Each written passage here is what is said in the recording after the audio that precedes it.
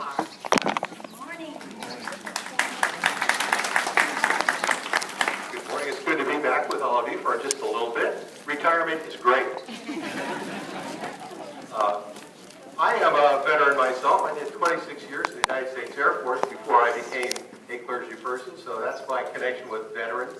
And my two sons are both in the military. Our older boy's been in the Army for 14 years, and our younger son's been in the Air Force for over 10 years. So we've got a tradition of veterans in the family as well. So I'm always grateful to be able to come here on this day and to join with all these school children and all of you folks and all the other vets that have been here today. So thank you all for your service.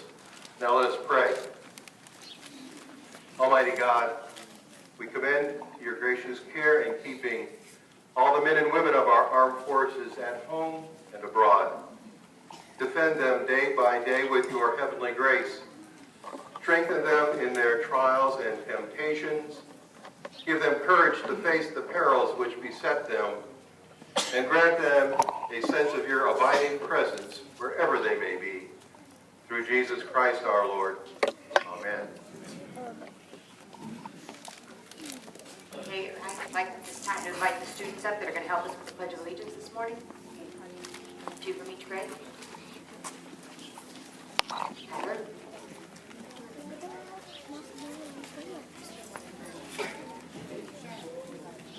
Shane.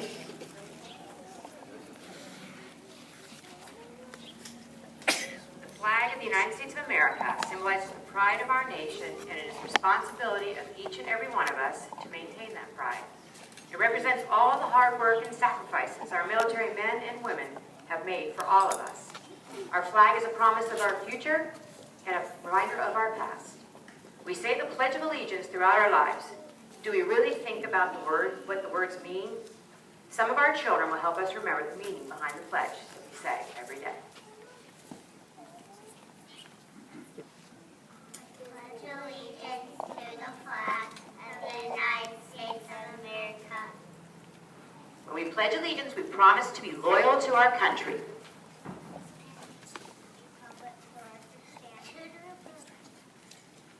To the republic for which it stands.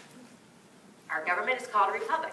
In a republic, people vote in elections in which leaders are chosen to run the government and make laws that affect every citizen. One nation under God, indivisible. The United States cannot be divided. With liberty and justice for all. All Americans should have the same freedoms and should be treated fairly.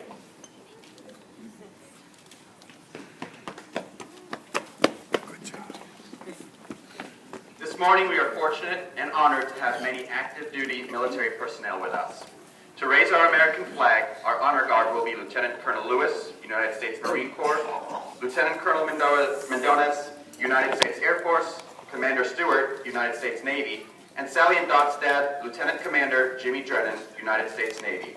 Singing our national anthem is Mr. Mike Davis and the Canterbury Singers. As the flag is raised, the Canterbury Singers will sing the national anthem. After it is raised, we will all say the Pledge of Allegiance.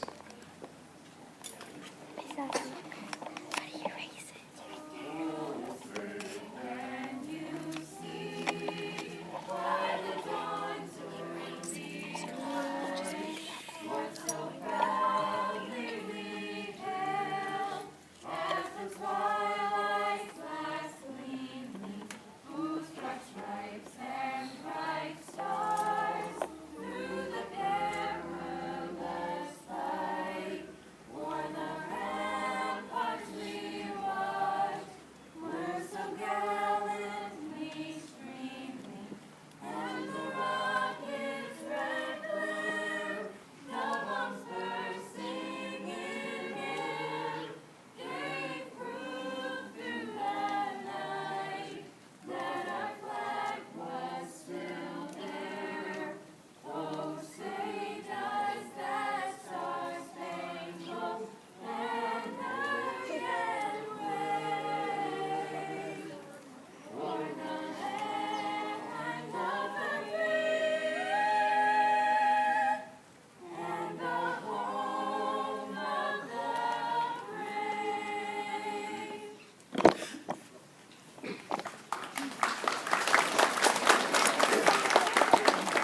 allegiance of the United States of America and to the republic for which it stands, one nation under God, indivisible, with liberty and justice for all.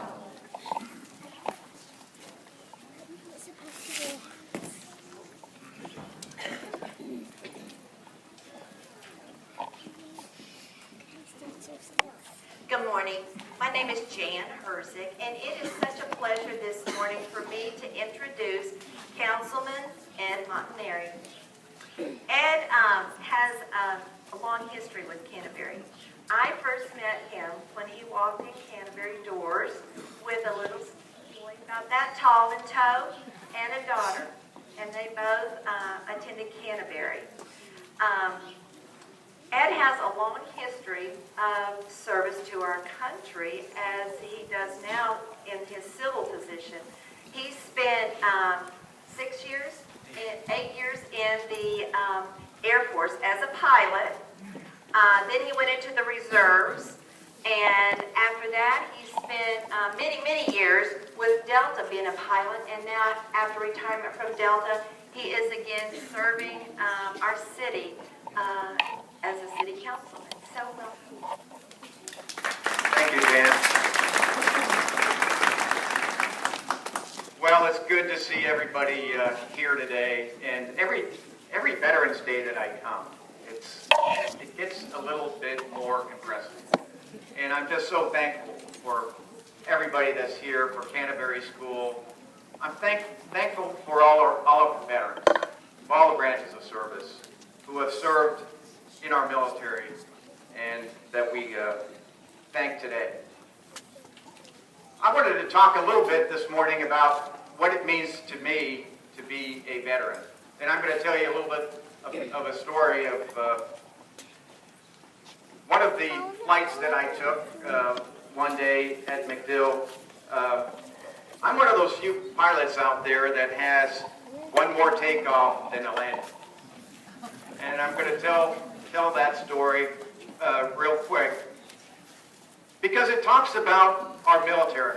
It talks about teamwork and integrity and training and knowledge and people that care.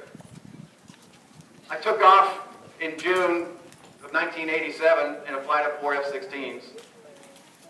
Right out of MacDill, we're on a peacetime training mission. And about 10 minutes after takeoff, the throttle cable broke. For those of you that don't know, an F-16 is a single-seat, single-engine fighter. Fast airplane, top speed over twice the speed of sound. When the throttle cable broke, you couldn't control the speed of the engine. So the engine was operating at a real high RPM. So I turned the airplane around. My wingman joined on and flew on formation with me. We flew back to MacDill, avoided homes on the way, just in case something happened to the engine. Went into an orbit over MacDill, and we started communicating to a pilot that we always had up in the control tower. You think about a little single-seat airplane, you don't have room for manuals, you need some help, and that's where the teamwork comes in. Between the people on the ground and the people in the air, I was getting a whole lot of help. We went through a series of checklists, and there really was not anything to do except to try to do a flame-out landing, or I could go to a controlled area and just eject out of the airplane. While we were doing all this, while I was circling, on the ground things were happening. Fire and rescue trucks were coming into place. Flight surgeons were coming into place. The base was closed down. Military police were activated. And we got to the point where it was time to shut the engine down and try the flame-out landing. One of the things that I didn't know, internal to the airplane, it had another failure. And I didn't find this out until later. But the F-16 needs another hydraulic pump to land the airplane. That other hydraulic pump was not working, and I didn't know it at the time. So if anybody has seen the space shuttle come in and land, they come in and they do a big oval-shaped pattern, trading their altitude and gliding the airplane in, and that's what we did in the F-16. And the landing looked like it was going to be great. I flared the airplane over the runway. I was about a foot over the runway, and then all of a sudden, the airplane went out of control. And it slammed down on the runway, pitched back up, hit the runway again, and then it pitched up a third time and went like straight up in the air. Now, I was only about 75 feet in the air when I ejected out of the airplane. It's a little bit higher than these buildings right here. I ejected out of the airplane and I was heading straight backwards. And the airplane was going up over the top. My first reaction was the airplane's going to hit me coming down. It didn't. Airplane ran out of speed just as it got to the vertical. My parachute opened and we kind of came down in formation. Like Air Force pilots like to do. We always like to do everything in formation. So I landed like right on the center line of the runway. The airplane was about where the entrance of the school was. It wasn't that far away. I mean, it was right there. I land on the runway. My first reaction is, okay, I'm on an active runway. I better get off. Somebody's going to want to land behind me. I was in kind of a state of shock. The airplane caught on fire. Immediately, fire trucks were all around it. And I walked off the runway, and there were two paramedics waiting for me. That's where the teamwork comes in. Everybody was trained. Everybody was ready to act. And everybody was there to serve. The next car that came up to me was a blue car with a white top. That's the wing commander. Wing commander is the boss of the whole place. He comes up to me, and his vice wing commander is a good friend of mine. Used to be a prisoner of war back in Vietnam. He comes up to me, and I give a salute, and I go, "Sir, I did my best." And they both said, "Ed, I'm glad to see you here." And one of them had tears in their eyes. "Great to see you standing here. Why don't you go jump in the ambulance? The doc is waiting for you, and we'll talk later." So I went in the ambulance and went to the hospital. I was fine. I walked away from it. But I tell that story because on Veterans Day, I think about my friends that weren't as lucky as I was. I lost a lot of friends flying F-16s in the Air Force. There's a lot of people that served our country that died protecting us. On Veterans Day, I think about them. I think about our national cemeteries, full of people that have fought bravely to preserve our freedom. It's so appropriate that we set aside this day and honor all those that serve our country.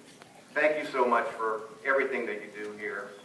Thank you for Canterbury School. Thank you for the administration, the teachers, and the students, but especially thank you to all the veterans. Thank you very much.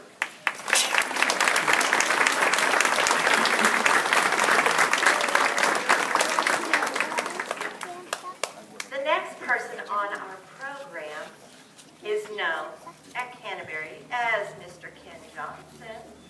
But little do we know, he's like King Clark. He's superhero. He was in the Marine Corps for 31 years, retired as a colonel, and he is here today to tell us about Vets Day, the history behind Veterans Day. Mr. Johnson.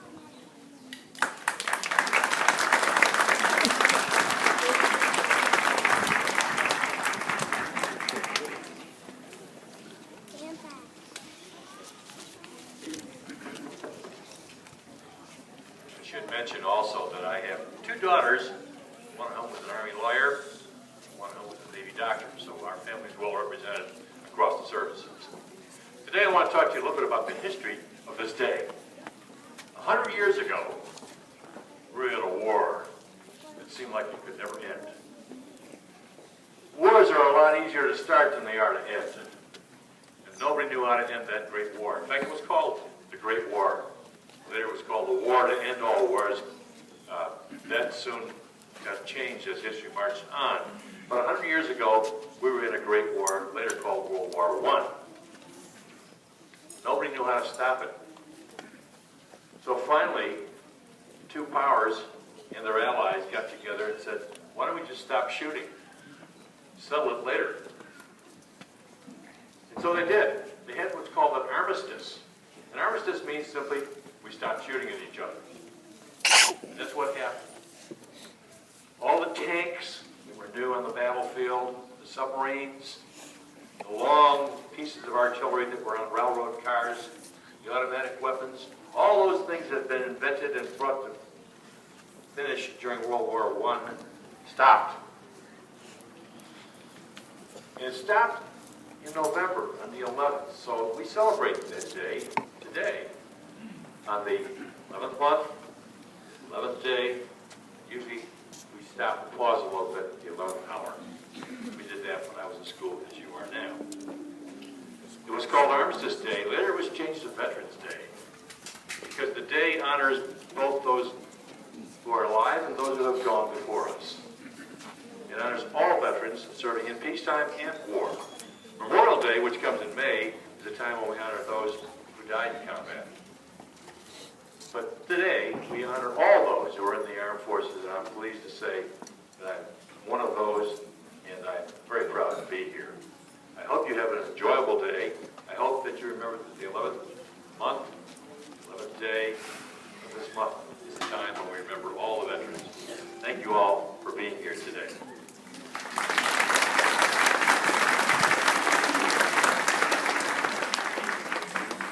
You know, we have many veterans here today.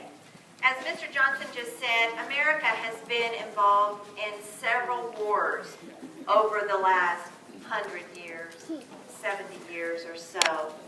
We have some people that are here today that were in World War II. That happened 70 years ago, about 70 years ago. If you are a World War II vet, could you raise your hand or let me recognize you? Here.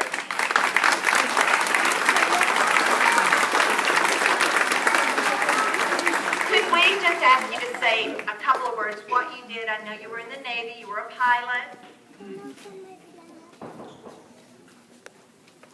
Well, I enlisted in the Navy in May of 1941, and I flew a lot in the Pacific in World War II. Did two tours of duty in the Pacific, ended up flying Hellcats over Tokyo off a carrier, and I had 97 carrier landings. Some kind of a record, I guess. And it was all fun, and I enjoyed it, but it's nice being retired. Well, thank you for your service. And isn't it an honor to have a World War II vet? I mean, some of us can live our whole lives and never meet any. So I just think it's such an honor to have you here. Thank you for coming today. Do we have any other World War II vets with us today? How about the Korean War? Anybody?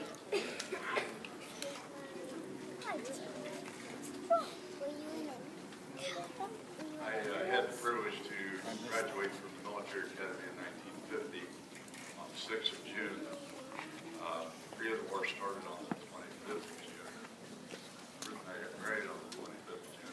Similar to that, what the war started, the day we got married was not the proper way to make that. All of our Army classmates now signed a year were called off graduation. They did the same shoot. So we have a few lost one of our classmates. I went through pilot training, served a tour of the Army.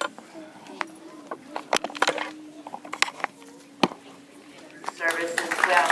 Those were two wars that were quite a long time ago.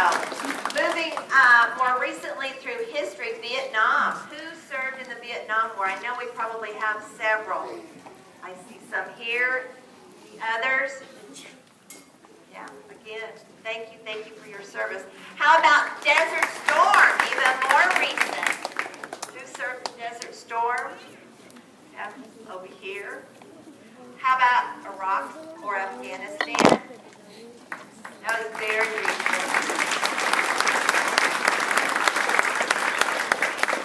We so appreciate you being here today. We're glad that you are safe, and we appreciate your service to our country. So thank you so much.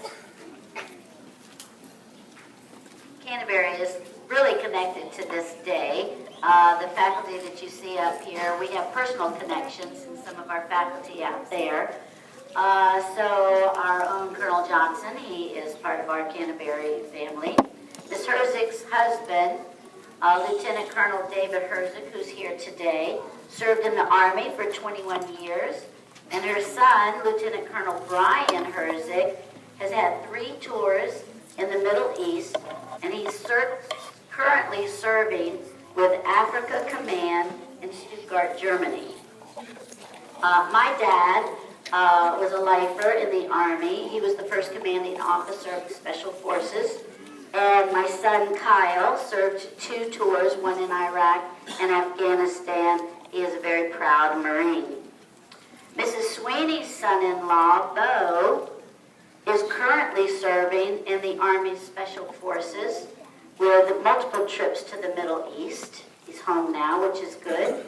Mr. McGoran's father, who is here today, is retired Colonel James McGoran, and he served in the Army for 30 years. He served in Desert Storm and Operation Provide Comfort with the Kurds of northern Iraq.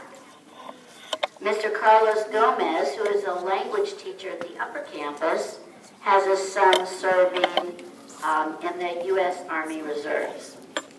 Coach Taylor, who's now at the upper campus, his wife Shelby is Lieutenant Commander in the Navy Reserves, and she served 2 terms in the Middle East. Miss Kelber, our kindergarten teacher, her grandfather, retired Captain Jack Kelber, is he here today? He can't be with us today. He was a pilot for 3 years with the Air Force. Other faculty members whose husbands served our country, Mrs. Hobby, whose husband Eddie, who's here today, served in the Army Reserves for 6 years. Mrs. Garrison's husband, Daryl, served as Staff Sergeant in the Army and as a first lieutenant in the Air Force. And he served in Vietnam and Desert Storm. So this day has always meant a lot to us. I have some little helpers that are going to assist me with this. If you have a flag like this in your hand, can you come out here and stand by me, please? Well, it has to be just like this one.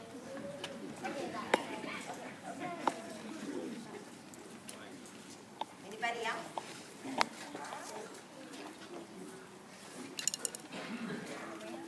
Good. Thank you. Come on out.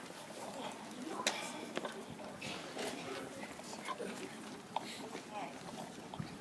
What you see here is called the Blue Star flag. This actually was designed during World War I.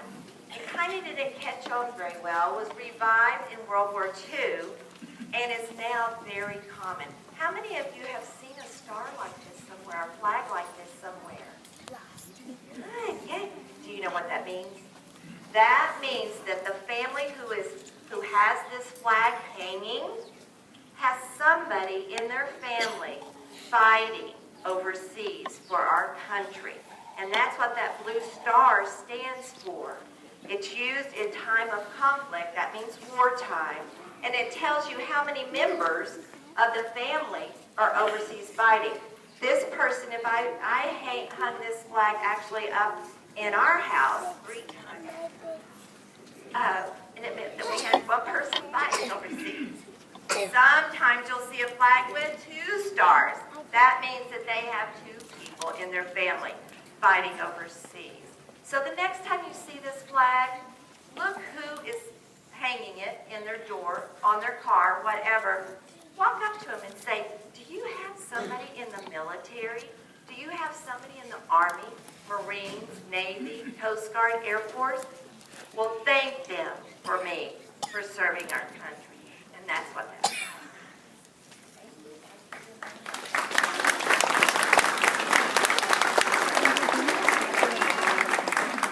Miss Lester.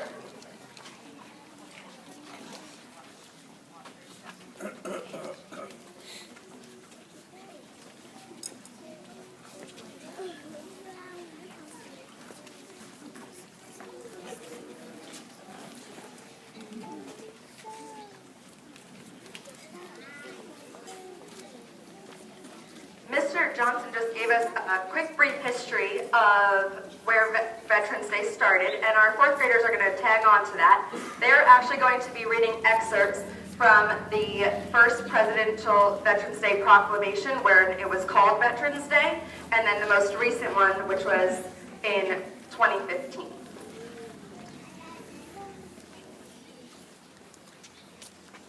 Veterans Day, 1954, by the President of the United States of America, Dwight D. Eisenhower. Proclamation. Whereas, as long been our custom to commemorate November 11th, the anniversary of the ending of World War I. By paying tribute to the heroes of that tragic struggle, and by rededicating ourselves to the cause of peace. And whereas in order to expand the significance of that commemoration, and in order that a grateful nation might pay appropriate homage to the veterans of all its wars, who have contributed so much to the preservation of this nation, the Congress changed the name of the holiday to Veterans Day. On that day, let us solemnly remember the sacrifices of all those who fought so valiantly on the seas, in the air, and on foreign shores to preserve our heritage of freedom. And let us recreate ourselves to the task of promoting and enduring peace, so that our effort shall not have been in vain. Veterans Day, 2015, by the President of the United States of America, Barack Obama. Proclamation. The United States military is the strongest, most capable fighting force the world has ever known. The brave men and women of the Army, Navy, Air Force, Marine Corps, and Coast Guard demonstrate the resolute spirit and unmatched selflessness. And this service reminds us there are few things more American than giving of ourselves to make a difference in the lives of others. On Veterans Day, we reflect on the immeasurable burdens borne by so few in the name of so many. And we rededicate ourselves to supporting those who have worn America's uniform and the families who stand alongside them. Our true strength as a nation is measured by how we take care of our veterans when they return home. Our veterans left everything they knew and loved and served with exemplary dedication and courage to lead an all-knowing, safer America and a more just world. They have been tested in ways the rest of us may never fully understand. It is our duty to fulfill our sacred obligation to our veterans and their families. On Veterans Day, every day, let us show them the extraordinary gratitude they so rightly deserve. And let us recommit to pledging our full support for them in all they do.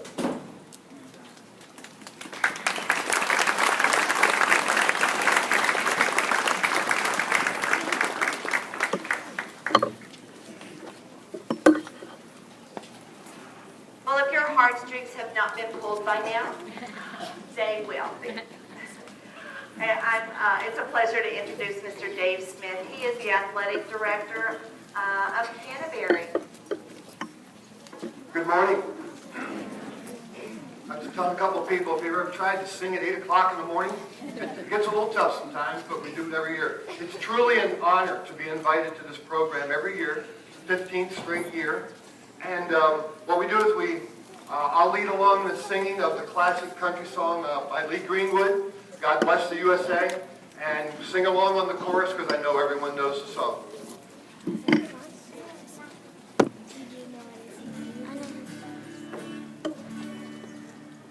If tomorrow things are worked for all my life, and I had to start again with just my children and my wife.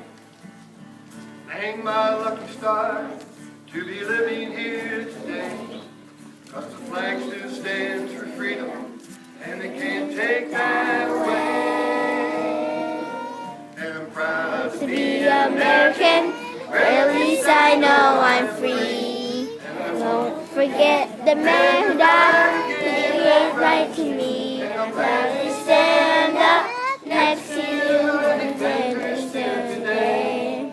'Cause there ain't no doubt I love this land. God bless the USA.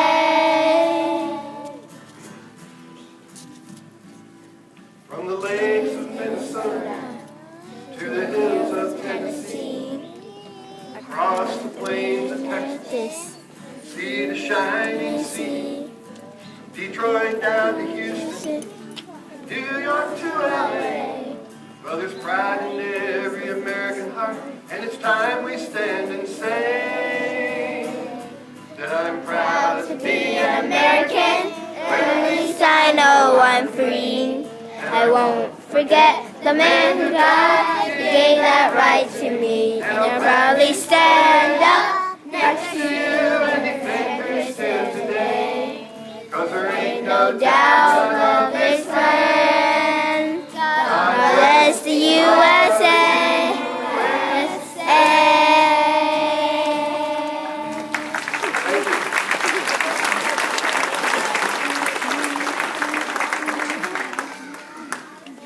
We're going to now have our Armed Forces Parade, so veterans get ready. When you hear your anthem from your branch, would you please follow the children around? We're going to walk around a couple of times. We're going to end up, this is our stage area. So we'd like all our veterans to follow your banner proudly, and we're going to end up over here.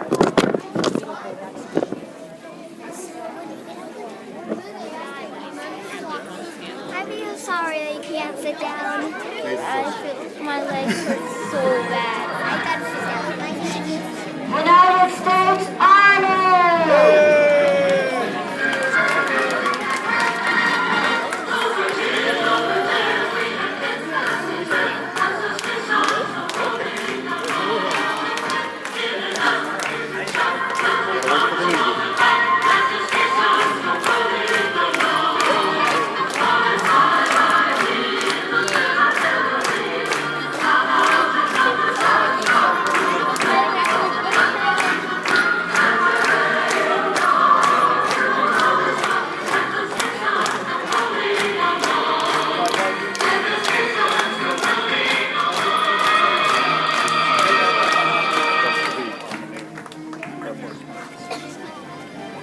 United States Navy! Come on, love. Lily.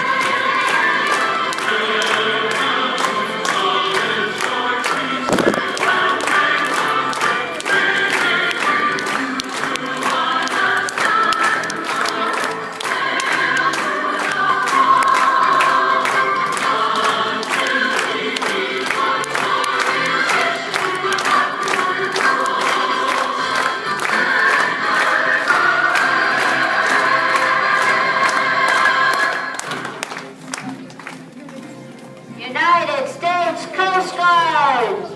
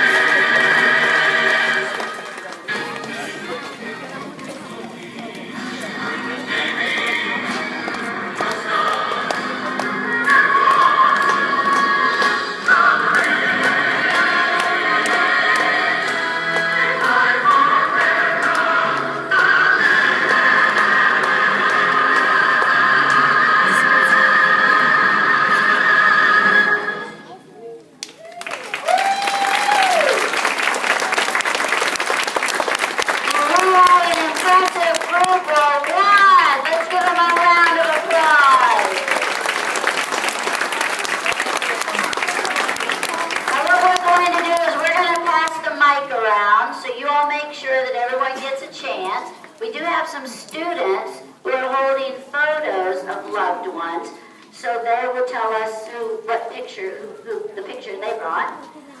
So I'm just going to start the mic here, and you all pass it around and make sure we get all the vets that are not up here. My name is Ella, and my mom was in the Army. That's it. Mom in the Army. Hi, my name is Tula. My dad was in the Army.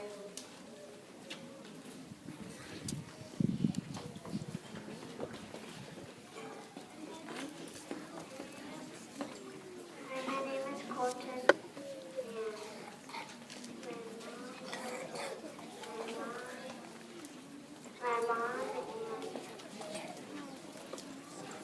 Hi, my name is Sarah. I'm the mom of Colton Harper, and I was in the Army, and his dad was in the Army, and his great-grandfather was in the Army. Hi, my name is Carter, and my poppy was in the Army.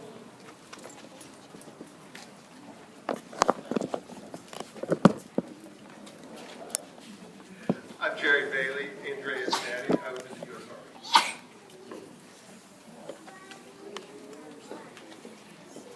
Hello, my name is Grayson, and my great-grandfather was in the Army. This is Augustina, and Mrs. Herzig's granddaughter, and this is Lieutenant Colonel Brian Herzig, currently serving.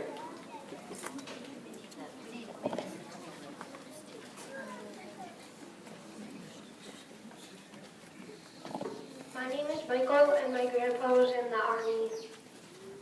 My name is Eva, and my dad was in the Army. My name is Kylie, and my grandpa.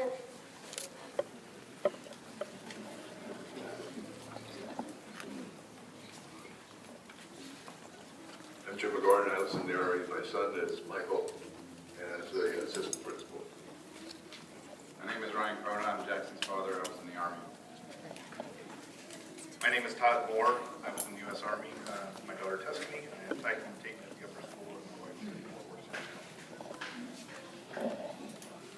My name is Alana, and Opa was in the Air Force, but not here today. But my mom and dad are in the Army.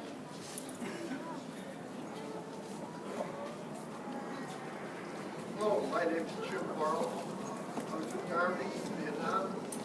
My grandson's Walker Jameson, in second grade, and my grandson McGee here starts pre-K3 today on his birthday.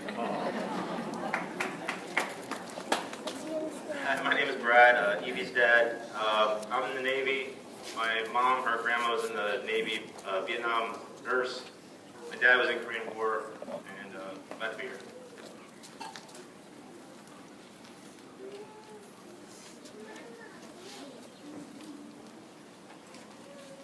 Hi, my name is Trace, and this is my little cousin Dawn. My name is Nathan, and my dad was in the Coast Guard.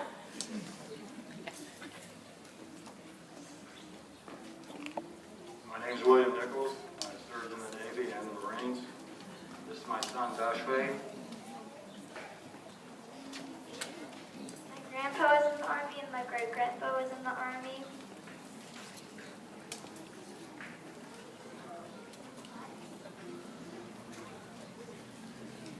My name is Dot, and my dad works in the Navy.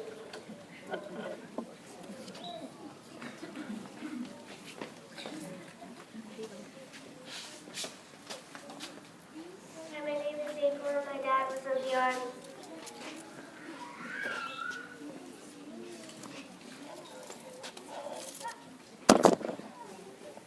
My name is Ellie, and my Uncle Casey was in the Coast Guard. My name is Tyler, and my dad was in the Air Force. My name is AJ, and my grandpa was in the Air Force. My name is Hank Hale. I served U.S. Army and U.S. Army Reserves, and I'm the other grandfather of James O. Walker and McGee here at Canterbury. Jason Stewart, currently serving in the Navy.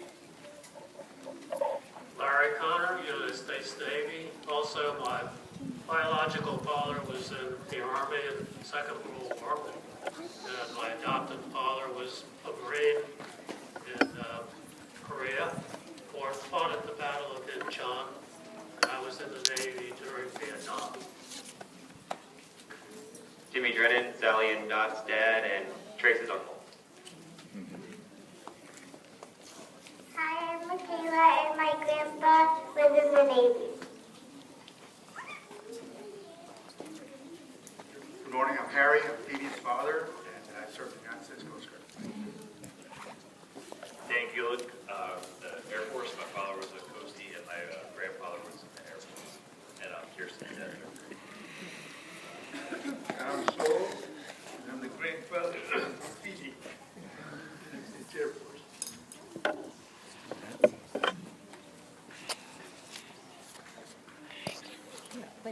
I'm Coach Savoli, this is my son Tanyan, and his uncle Kobe is a combat controller. Bill Bingley, I'm in the Air Force in Vietnam. I have two grandsons, Collins in kindergarten, and Jackson in pre-K 4, and a daughter-in-law teaching second grade. John Clark, I was in the Air Force. This is my granddaughter Catherine, who's my second generation of Canterbury student. I'm Paul Cully. I served with the Marine Corps in Vietnam, and I'm a friend of the Herzigs. My name is Larry Zola. I was in the Air Force. My father was a Korean War veteran, and 5 of my uncles served in World War II. My name is Sandra Bentley. I am a Marine. I also have 2 sisters that were also Marines. Currently, I have a nephew serving in the Army, and a retired, my niece also retired in the Army. My name is Jared Nassau, currently serving in the Marine Corps.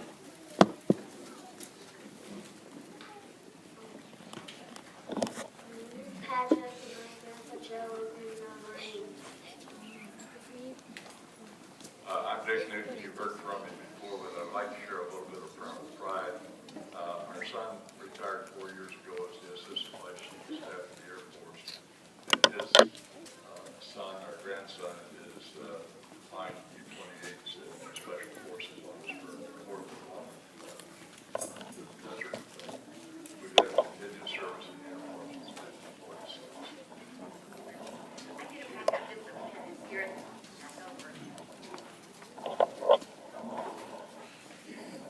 I'm Lieutenant Colonel Edmund Jones, served in the Air Force. My father served At Montanari Air Force, my father served in the Army, and my brothers also served.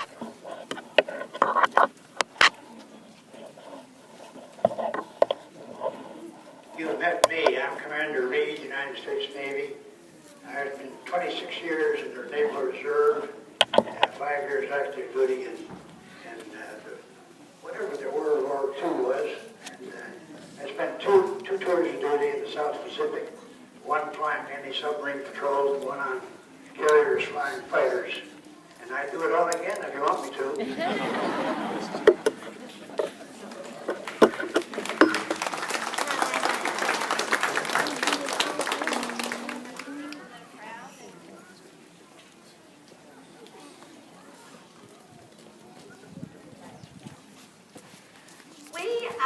Every year we have a tradition where we invite the VFW out to collect any flags, American flags that need to be retired. No one could come today because they're all having their own celebrations. But I wanted you to know how important the VFW is. VFW stands for Veterans of Foreign Wars. And you know, you can't just, as Mrs. Bridge explained to our students yesterday, when you have a hole in your shoe, you just throw it out. Or if you have something that's too old, doesn't fit, it doesn't look anymore, you throw it out. You cannot do that with the American flag. There are certain procedures that have to be followed to discard American flags, and the VFW do that. our 3-year-olds have some flags that they're going to submit for us to turn over to the VFW. Right here.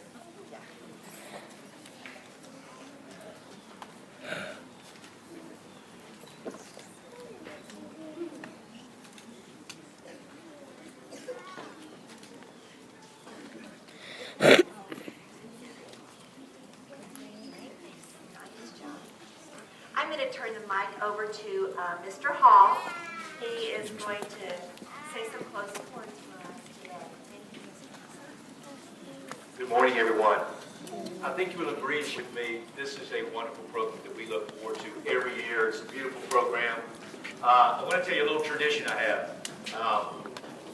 My dad lives in Macon, Georgia, and he turns 90 next month. And he's never been able to come to this, but I have a tradition. When I leave here, I always feel great when I leave here, and I give him a call. And I served in World War II and Korean War. So I'll make that phone call around 9:30 today. Okay? And he looks forward to that. On behalf of everyone at Canterbury, I want you to join me in thanking our special guest for joining us today. First of all, for your service, what you've done for our country, what you continue to do. But so much, I want to thank you for making this a special day for all of us. Students, would you please raise your flag for me? Okay? And on 3, I want you to say, thank you, as loud as you can, okay? 1, 2, 3. Thank you! We love you so much, and we thank you for all you've done, okay? I want to invite you to stay along. I'm sure we have more donuts and coffee, okay? And I know the students would love for you to visit their classrooms, okay, and tell some stories. I know they'd love you to stay around, so please do that. I have one more thank you. Faculty, staff, and students. This is a beautiful program, and you worked so hard to put this together, and I know they greatly appreciate it, so thank you very much. Okay? All right, Ms. Daly. Let's stand together and sing God Bless America.